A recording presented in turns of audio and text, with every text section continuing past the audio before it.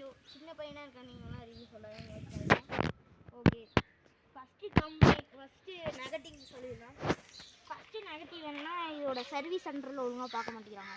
Battery இது only self start, கிக்கரும் இல்லை. இதில் பேட்ரி வந்து ஸ்கூட்டிக்கு போகிற பேட்ரி கொடுத்துருக்காங்க.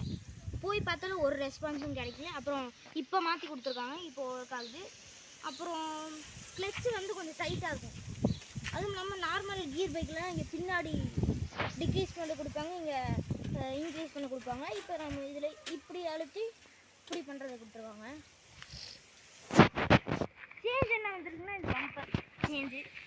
அப்புறம் இந்த ஃப்ரண்ட் மாடல் எஃப்ஜெட்டை விட புல்லட் ஓட்டுற பிடிக்கவங்களுக்கு இது பிடிச்சிருக்கும்.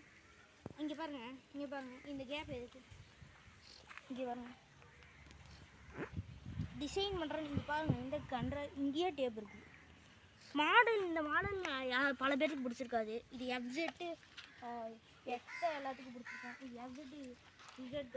எஃப்ஜெட்டு எஸ் தான் எல்லாத்துக்கும் பிடிச்சிருக்கோம். பின்னாடி இங்கே பம்பர் மாதிரி வந்திருக்கு. ஸோ இதோட பாசிட்டிவ் என்னன்னா இதோட ஹையஸ்ட் ஸ்பீடு வந்து 180. இது 90 மேலே தாண்டிடுச்சுன்னா ரொம்ப வைப்ரேஷன் ஆகும். மேலே கீழே தூக்கிட்டு பின்னாடி வரவங்களுக்கு 80க்கு மேலே உட்கார முடியாது. அதுவும் இல்லாமல் சஸ்பென்ஷன் நல்லா கொடுத்துருக்காங்க. எவ்வளோ இங்கே பாருங்கள், பெரிய சஸ்பென்ஷன், எவ்வளோ நல்ல சஸ்பென்ஷன் இங்கே பாருங்கள். இன்ஜின் வந்து 200 cc, ஆனால் ஒரு பிரச்சனையும் இல்லை. இங்கே ஒரு இதில் ப்ளூடூத் கனெக்டிவிட்டி இருக்குது, டிஸ்பிளே இருக்குது.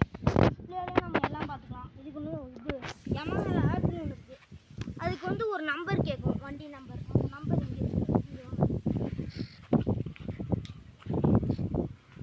உங்களுக்கு எந்த சைடு கொடுத்துருக்குன்னு தெரில. இந்த மாதிரி பம்பர் இருக்க இடத்துல தான் இருக்கும்.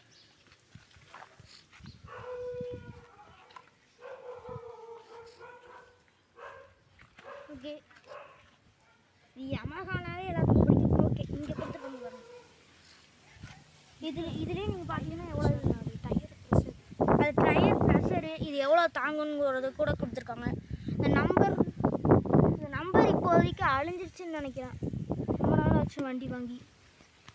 அந்த நம்பர் எங்கே இருக்குதுன்னு கன்ஃபார்மாக தெரியல. இப்போ இன்ஜின் உங்களுக்கு நல்லா ஜூம் பண்ணி காமிக்கிறோம், நீங்களே பாருங்க.